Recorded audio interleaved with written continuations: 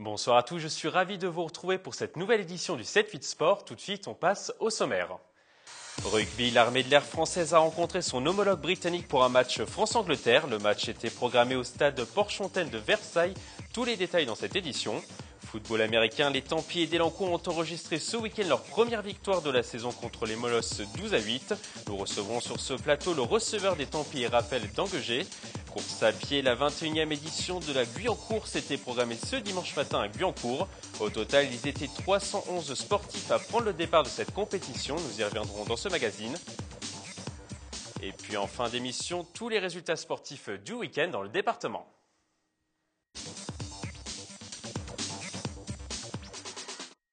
La sélection française de l'armée de l'air de rugby a rencontré son homologue britannique, la Royal Air Force. La rencontre était programmée mercredi dernier au stade Porchontaine de Versailles. Le montage est signé à Xavier Jalin.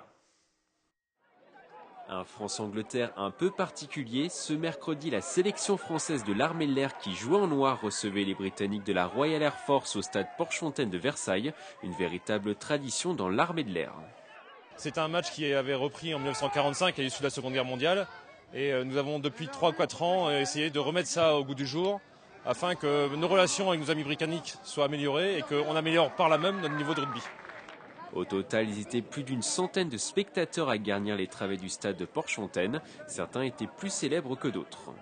Ce sont deux équipes nationales, donc forcément on a tous envie de voir un crunch, même si c'est un crunch armée de l'air. On a toujours envie de voir une confrontation France-Angleterre. Et encore, je le répète, le cadre est très sympa, il y a du monde et ça vaut le coup parce que les joueurs ne trichent pas sur le terrain et le niveau est sympa. Ce match n'avait d'amical que le nom, les contacts étaient rugueux et la tension était palpable des deux côtés. Après avoir tenu en échec les Anglais pendant plus de 70 minutes, le 15 français a craqué à 2 minutes de la fin du match avec 2 essais concédés coup sur coup. Score final 20-6. C'était un match serré et très tactique. C'était très dur de gagner ce match. Nous n'avons réussi à scorer qu'à 5 minutes de la fin. C'était vraiment très serré. On a manqué de concrétiser dans un moment fort et après eux, par contre, tous leurs moments forts, que ce soit en première mi-temps ou en deuxième, ils ont marqué. Ils viennent 2 fois en deuxième mi-temps, ils marquent 2 essais et pareil en première mi-temps, ils scorent au pied. Donc voilà, c'est la dure loi du sport et du rugby surtout. C'était vraiment super et bon. Il y a eu un peu d'engagement, c'était bien aussi. La sélection française de l'armée de l'air et les Britanniques de la Royal Air Force devraient se retrouver en octobre en Angleterre pour la Coupe du monde de rugby militaire.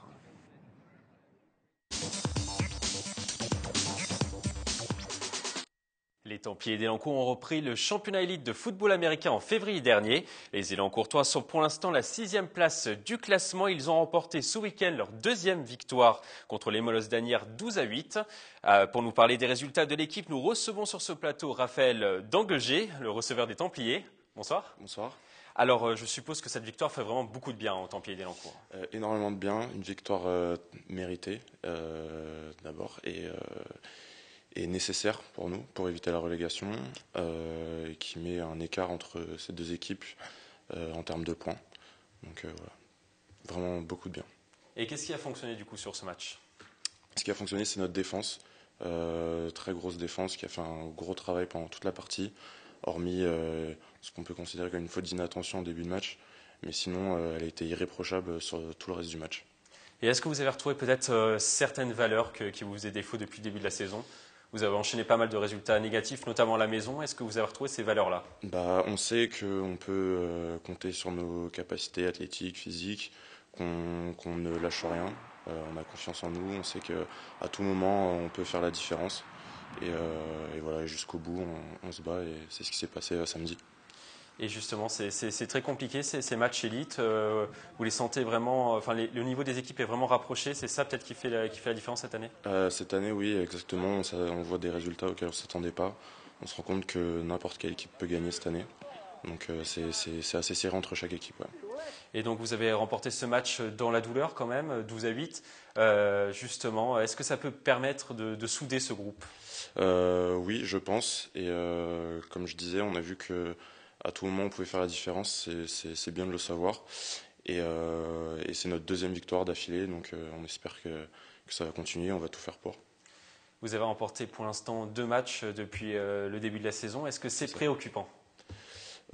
Préoccupant, ça aurait pu l'être si on avait perdu samedi. Maintenant, ça va un peu mieux. Et comme je disais, on va tout faire pour que ça continue comme ça. Et comment expliquez-vous justement les résultats des Templiers d'Elancourt? Vous étiez parmi les favoris en début de saison. Qu'est-ce qui a justement manqué aux Templiers d'Elancourt sur ces premiers matchs, sur ces 6 premiers matchs, on va dire? Alors c'est vrai qu'on a l'habitude de voir les Templiers plus haut dans le classement. Notamment avec l'année dernière, quand même, vous avez fait quand même une saison quand même exactement. remarquable. Ce qu'il y a, c'est qu'on a eu un effectif plus réduit cette année, donc il nous a fallu un temps d'adaptation. Donc voilà, mais donc début compliqué, mais maintenant ça va mieux, on a réussi à rattraper tout ça et à s'améliorer. Et les apports des 2 imports américains, je pense à donc Cody Redmond et Zach Shaw, est-ce qu'ils se sont bien acclimatés au jeu français ou est-ce qu'ils ont encore besoin de s'acclimater? C'est peut-être ça qui explique aussi les différences du jeu des Templiers peut-être en ce début de saison. Non, je pense pas que ce soit lié uniquement à ça, surtout que notre QB a une première expérience en Europe, donc connaît un peu la façon de jouer qu'on a en Europe par rapport aux États-Unis. Et en ce qui concerne donc l'autre Américain en défense, il a pas de souci, tout va bien pour lui. Et donc c'est peut-être qu'ils pourront apporter peut-être un petit peu plus quand même au fur et à mesure de la saison. Pour l'instant, au niveau de leurs stats, est-ce qu'ils apportent suffisamment à l'équipe? Je connais pas exactement les stats, mais je pense que ça doit correspondre à ce qu'on attendait d'eux, je pense. Et au niveau du leadership, ils apportent quelque chose peut-être? Ça fait toujours une différence d'avoir des Américains dans une équipe par rapport à l'expérience, par rapport à la différence culturelle qu'il y a. C'est quand même leur sport à la base, donc ça fait du bien de les avoir avec nous. Votre président, Georges Agostino, était venu sur ce plateau il y a 2 mois, juste avant le début de la saison. Il nous parlait de Coupe d'Europe. Est-ce qu'on peut dire que cet objectif ne sera jamais atteint? On ne peut pas savoir. Je préfère pas parler de Coupe d'Europe maintenant, vu notre début de saison. Je pense que pour nous, le plus important, c'est de continuer à bien jouer, s'améliorer, essayer d'avoir le plus de victoires possible. Et on verra à la fin où ça nous mène. Est-ce que vous pensez que c'est réalisable quand même, cet objectif de Coupe d'Europe? Tout est possible. Après, je pense qu'au niveau mathématique, ça dépend pas forcément que de nous. Mais en tout cas, on fera en sorte de gagner tous nos prochains matchs. Donc on verra à ce moment-là. Et qu'est-ce qu'il faudra faire justement pour atteindre cette Coupe d'Europe? C'est vraiment faire un sans faute maintenant? Sans faute, continuer à se battre et jusqu'au bout, jusqu'à la fin des matchs, comme on l'a fait samedi. Et l'équipe en a les moyens? Bien sûr, toujours. Et quels seront les principaux concurrents des Templiers du coup pour cette fin de saison? On voit que les Cougars de Saint-Ouen-l'Aumône sont premiers du classement actuellement. Est-ce que ce sont eux vraiment les favoris de ce championnat? Ils sont invaincus, ils prétendent au titre évidemment, donc ce sera un gros concurrent. Oui. Est-ce que c'est mérité qu'ils soient premiers pour l'instant? Vu leur match, on peut dire que c'est mérité. Et est-ce que ce sera l'équipe justement qu'il faudra aller chercher? C'est cette équipe-là ou il y aura peut-être d'autres équipes? Il y en a 3 ou 4 autres qu'il faudra peut-être... On ne sait pas encore, ça va dépendre des autres matchs, vu que ça ne dépend pas que de nous. Mais c'est sûr que ce qu'on veut, c'est gagner tous nos matchs et surtout tous nos matchs à domicile surtout. Merci Raphaël Dangeuger d'être passé sur ce plateau. On vous souhaite de terminer cette saison donc en boulet de canon pour accrocher cette place en Coupe d'Europe. On passe maintenant à la course à pied. Merci. La 21e édition de la Guyancourt était programmée ce dimanche dans la commune de Guyancourt. Au total, ils étaient 311 sportifs à prendre le départ de cette compétition. Les images sont signées Élodie Moine. Une grande boucle dans la nature, un parcours vallonné de longues lignes droites sur la route. Bienvenue sur la Guyancourt. Ce dimanche pour cette 21e édition, 311 courageux ont pris le départ des 10 km. Les sportifs ont une nouvelle fois souffert pour atteindre la ligne d'arrivée. Il y a quelques difficultés, notamment au 7e kilomètre à peu près. Il y a une petite côte à monter qui sera précédée de quelques escaliers aussi. Donc je pense que les coureurs à ce niveau-là commenceront à avoir mal aux jambes. C'était une course difficile cette fois-ci parce qu'ils ont eu la très bonne idée de nous mettre des escaliers au milieu du parcours, juste avant une petite côte. Donc c'était le double effet qui se coule. Avec un grand soleil printanier, des températures plutôt douces, le temps était idéal ce dimanche pour réaliser des performances. Pascal Bray de l'EA 50 ans Yvelines a terminé sur la plus haute marche du podium. Il a fini la course en 34 minutes 02, le coureur devant son dauphin François Lacqui de près d'1 minute. Les conditions climatiques, elles étaient vraiment excellentes et le soleil était là, il faisait assez frais, ce qui permettait de bien respirer durant sa course. Donc voilà, c'était franchement un très très grand plaisir. D'autant plus qu'on a eu beaucoup de participants, on était 350 le week-end de Pâques, donc franchement c'est un réel plaisir pour les coureurs, mais aussi pour les organisateurs. Rendez-vous l'année prochaine pour une 22e édition de la Guyancourse. Les coureurs sont déjà impatients. Vivement l'année prochaine, vivement la prochaine Guyancourse.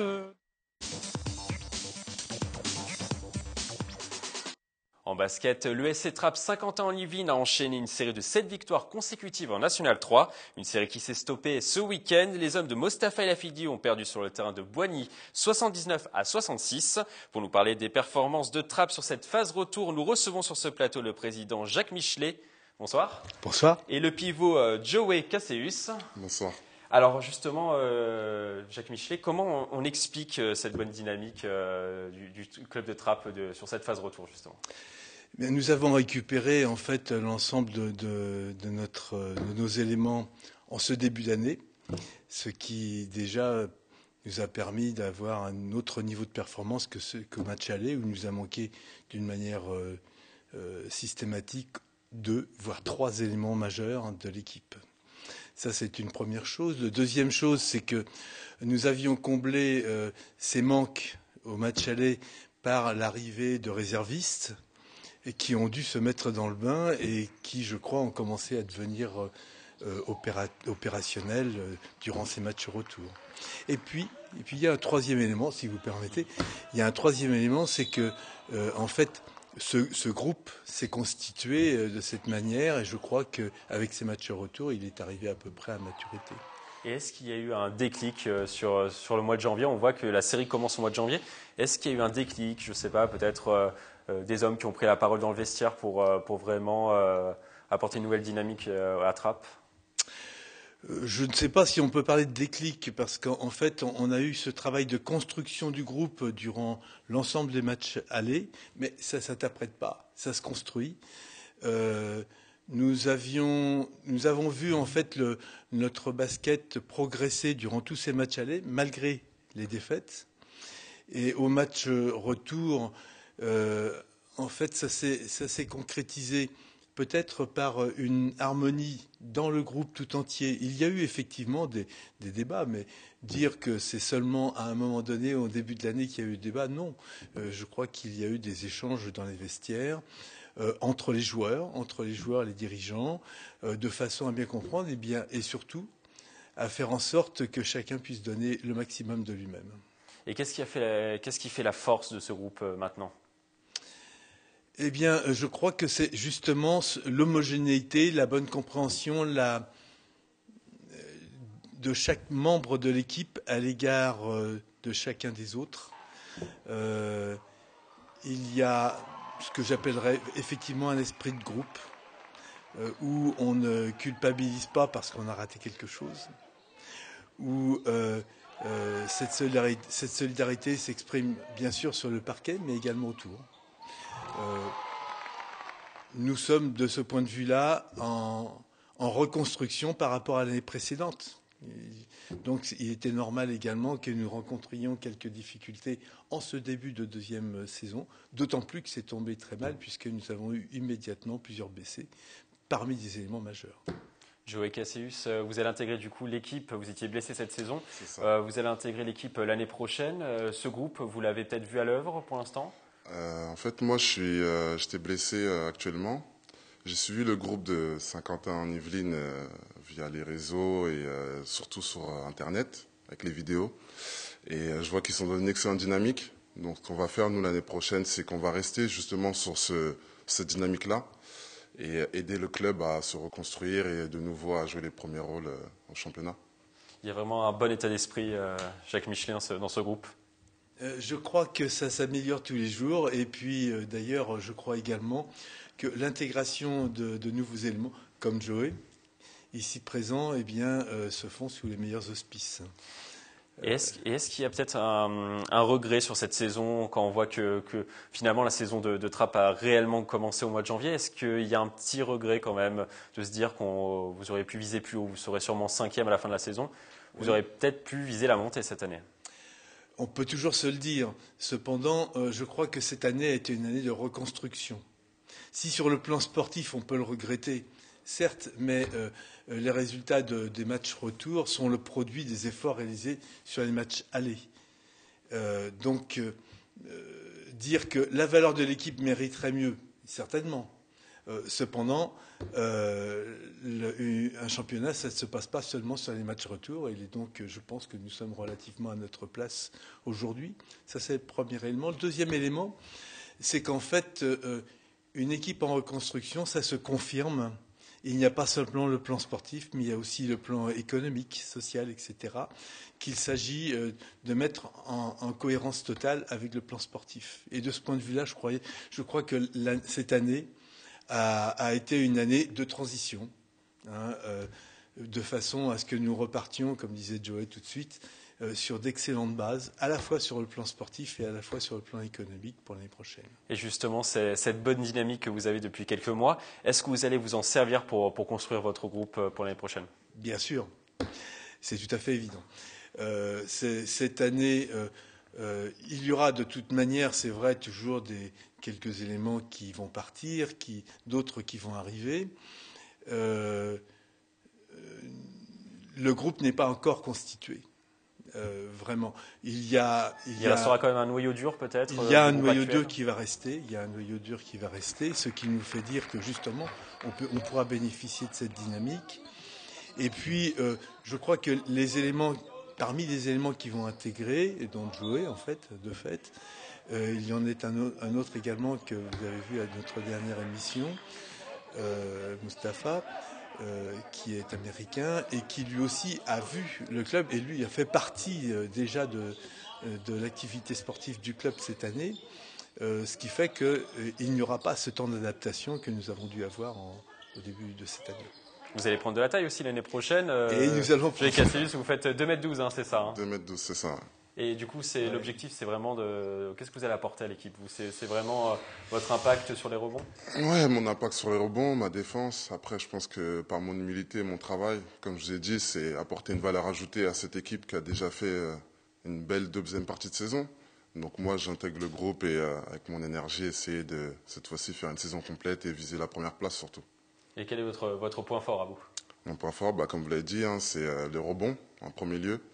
Et mon énergie, mon envie de me battre. Et vous avez joué où dans le passé? J'ai joué notamment en Antibes, en Pro B, j'ai joué à Angers, à Saint-Brieuc, j'ai fait beaucoup de clubs en France. Donc vous comptez apporter également votre expérience? Un peu d'expérience également. Et vous avez quel âge? J'ai 26 ans. D'accord. Et donc l'objectif, ça sera peut-être d'apporter justement votre expérience et de justement faire passer un palier à l'équipe de Trappes. C'est ça. Comme je vous ai dit, tout en humilité, en travaillant et en travaillant tous les jours à l'entraînement avec mes futurs coéquipiers, avec une nouvelle dynamique au club, on va essayer de faire quelque chose de bien, je pense. Et vous avez eu le coach au téléphone, Mustapha El Afidi? Pas encore. J'ai des échos de lui aussi a des échos de moi. On va se voir très prochainement. Et je sais que c'est un coach qui est très pointilleux, notamment tactiquement. C'est vraiment un passionné de basket et on va faire une bonne collaboration. Qui donne beaucoup d'importance à la défense également. Exactement. Je crois que Joey est trop modeste. Il y a une autre qualité qui nous a fait le recruter. Ce sont ses qualités humaines. Il a parlé plusieurs fois d'humilité. Et moi, je dirais que ces qualités de communication dans le groupe, d'animation de groupe, sont parmi les qualités tout à fait essentielles à notre avis. Nous plaçons ces qualités-là au-dessus même des qualités physiques qu'on peut rencontrer chez tel ou tel joueur. Et justement, il est très loin d'en être dépourvu de ces qualités. Et la saison prochaine, elle va se faire avec ou sans Mustapha El Afidi? Vous avez pris une décision peut-être? Nous n'avons pas pris de décision. Pour l'instant, je n'ai pas d'éléments à vous donner. Ce sont des décisions qui se prennent avec le manager général, bien sûr, donc qui n'est pas là pour l'instant puisqu'il est en déplacement professionnel pendant 3 semaines là. On pourra vous en dire plus dans quelques semaines, à la fin du mois sans doute. Et donc l'objectif clairement annoncé, c'est la montée la saison prochaine. Tout à fait. Joey Cassius vient de le dire à l'instant, mais le président dit également la montée pour la saison prochaine. Oui, je le dis, oui, effectivement. Si tout se passe bien, encore une fois. Et je dirais aussi, comme Joey, en toute humilité également, nous savons trop bien combien les aléas peuvent contrecarrer les meilleures espérances. Merci Jacques Michelet, merci Joey Cassius d'être passé sur ce plateau. Bon courage pour votre dernier match contre Le Mans, donc c'est ce samedi. Oui, un petit pronostic ? Eh bien, écoutez, nous espérons que le match dernier n'a été qu'une erreur et que nous allons renouer avec la victoire. On l'espère. Je dirais que c'est le propre de tout sportif d'essayer de gagner. Nous avons affaire à une équipe très bien classée, bien sûr, de grande qualité. Son classement n'est pas un hasard du tout. On essaiera de montrer que le dernier match n'était qu'un faux pas, en espérant que mon pronostic se révélera sur le terrain. Merci beaucoup Jacques Michelet. On passe maintenant aux autres résultats du week-end. Merci. Les championnats départementaux de Pony Game étaient organisés ce week-end au centre équestre de l'île de loisirs de Saint-Quentin-en-Yvelines. Une vingtaine d'équipes yvelinoises composées de 5 cavaliers ont participé à la compétition. Marion Jagnot du club hippique Villevert de Jouan-Josas nous présente cette discipline. Elle était au micro d'Élodie Moine. Le Pony Game, c'est surtout des jeux de rapidité, d'agilité, de patience parfois, d'équipe, parce que l'esprit d'équipe est très important et voilà. Il y a des jeux avec des balles, des cônes des balles à poser sur les cônes, des cartons à mettre dans des seaux. C'est très divers. Ça bouge, ça envoie. On change du seau, dress basique. Il y a l'esprit d'équipe que je trouve génial et voilà. Du côté des résultats, c'est le club hippique Villevert de Jouan-Josas qui a remporté la compétition. En baseball, les Cougars de Montigny-Bretonneux ont organisé ce week-end leur 19e tournoi de Pâques. Une compétition amicale avec 4 équipes, une bonne session d'entraînement pour les Igny-Montins qui débutent leur saison ce dimanche avec un déplacement à La Rochelle en 2e division. On écoute Mathieu Dufour, joueur des Cougars. C'est un bon échauffement, on s'entraîne beaucoup pendant l'hiver en attendant impatiemment les matchs pendant la saison. Donc là, c'est juste avant la saison, c'est parfait pour s'échauffer. On voit les jeunes qui font du bon boulot, c'est bien pour tout le monde. C'est un tournoi qui aide à préparer, même si la saison a commencé pour la régionale 2 et la régionale 1, c'est quand même aussi un tournoi qui aide à entrer dans la saison de baseball. Lors de ce tournoi de Pâques, ce sont les Sens de Saint-Germain-en-Laye qui se sont illustrés. L'équipe a remporté le tournoi devant Montigny-Bretonneux. En football, Trappes a remporté une précieuse victoire sur le terrain de Gennevilliers ce dimanche lors de la 18e journée de championnat de promotion d'honneur. Score final 2-0 pour les Trappistes. Au classement, Trappes réalise la bonne opération de cette journée. Le club se hisse à la 8e place du championnat et devrait se maintenir dans cette division l'année prochaine. Parisis reste leader du classement avec 50 points devant Chatou. On passe au football féminin. Élancourt a réalisé la bonne opération de ce week-end en remportant son match en retard contre Argenteuil. Les Élancourtois se sont imposés 3-1 à l'extérieur. Au classement, Élancourt s'offre une bouffée d'oxygène. Les Yvelinois sortent de la zone rouge et comptent désormais 3 points d'avance sur FFA à 77. Le rallye des gazelles s'est achevé ce week-end au Maroc. Les trappistes Laurence Batala et Séverine Soula ont terminé à la 64e place du classement sur 88 dans la catégorie 4x4 première participation. La plaisiroise Laura Bougan a fait légèrement mieux avec sa coéquipière Kate Williams. Le duo a fini la course à la 62e place. Cette catégorie a été dominée par les Américaines Nicolas Pittel et Jessie Combs. On passe à l'agenda du week-end. En basket, Trappes reçoit Le Mans pour le dernier match du championnat de National 3. Les hommes de Mostafa et Lafidi n'ont plus grand-chose à espérer au classement. Ils devraient terminer à une belle 5e place après un début de saison très compliqué. Si vous voulez les encourager pour leur dernière sortie, le match est programmé ce samedi à 20h au gymnase Paul Maillet. Et puis en handball, le Chénet reçoit Beauvais ce dimanche à 16h au gymnase Nouvelle-France pour le compte de la 19e journée de National 3. Les Chénésiens doivent l'emporter pour rebondir après leur défaite contre les leaders Lille. Une victoire pourrait leur permettre de recoller au premier. C'est la fin de ce 7-8 Sport. Merci de l'avoir suivi. Je vous retrouve lundi prochain pour un nouveau magazine. Très bonne soirée sur TV Fil 78.